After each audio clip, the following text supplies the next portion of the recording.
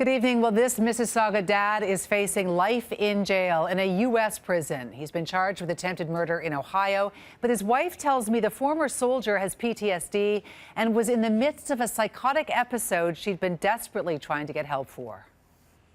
I was in and out of sleep and I woke up and he was hovering over me and he said, "I love you."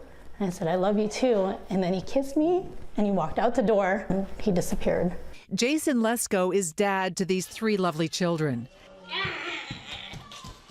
He served 2 tours of duty in Iraq for the U.S. Army, and his wife says their life has unraveled after a psychotic break she tried and failed to get treated. He thought that there were messages being sent to him discreetly, so he was seeing things in license plates. And I was trying to get information from him, but again, he wanted me to go out in the middle of a field somewhere where there were no electronic devices in order to speak to me, because he thought if we were at home, there's the TV, there's the radio. If, you know, at the doctor's office, there were all the machines in the doctor's office, and he didn't want to talk to me.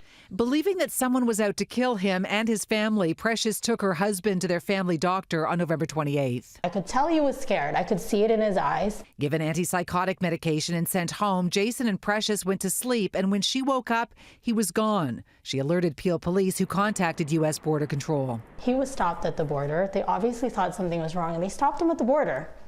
They searched him thoroughly.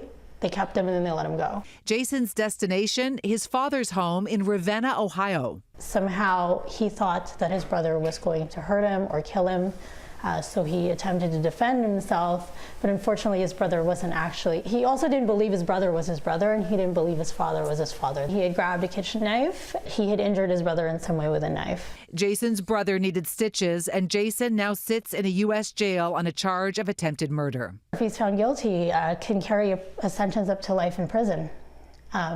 And since he's obviously mentally ill, prison is really not the place for a mentally ill person. And this is why no one in this country can do anything to help. Even though he's lived in Mississauga for more than 7 years, Jason is only a permanent resident in this country and not a Canadian citizen. He pays his taxes, he lives here, he works here, and unfortunately it's not. I know Canadian citizenship means more than that, and I completely understand that, and he was in the process of getting his Canadian citizenship.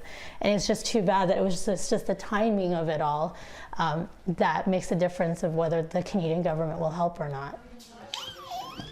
It's bare under the Christmas tree, and the stocking for Jason won't be filled this year, while Precious tries to explain to her kids why their dad won't be home for Christmas. I told him Daddy's sick and he's getting help. My eldest is 5, so she has asked me why, if Daddy is in a hospital, am I not allowed to visit him? So I've spoken with a lawyer who is representing Jason in Ohio. He is confident he'll be able to convince a jury that what Jason needs is psychiatric help and not jail time. The first court appearance is not until just after the holidays in January. Now, Precious reached out to share her story with us, rather. If you have a story that you want told, you can contact us by email, phone, or our website, citynews.ca.